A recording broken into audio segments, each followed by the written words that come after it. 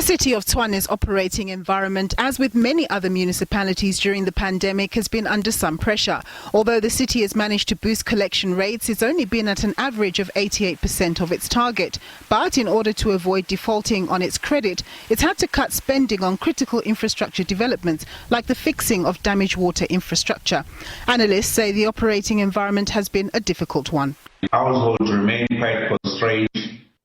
Unemployment figures that we now know at 34.4% in the second quarter of this year continues to rise, and those numbers do not include the July riots, which will show up in the third quarter numbers of the unemployment, which means households remain quite constrained. Their ability to continue to service their rents and taxes will remain quite constrained, which is a big component, up to 82% of the city's revenues.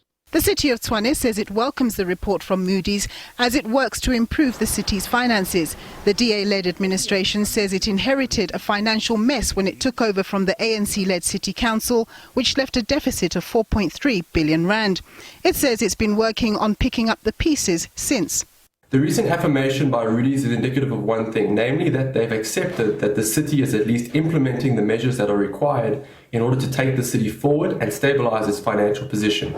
In particular, they've noted that the city is increasing financial collections, which had plummeted under the ANC administrators, and that they are stabilizing. Furthermore, that the city has not defaulted on any of its credit obligations, which was critically important in order to ensure that further downgrade doesn't occur.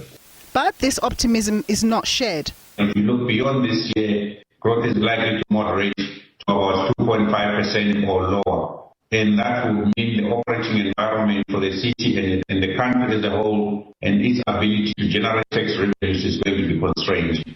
Mhlanga says it's going to be difficult for the City of Tshwane to get back on top of its financial metrics, adding that Moody's negative outlook could translate into further downgrades down the line.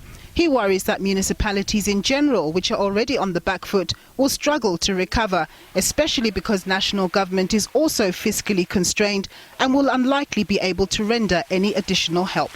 Nompumelelo Siziba, SABC News, Johannesburg.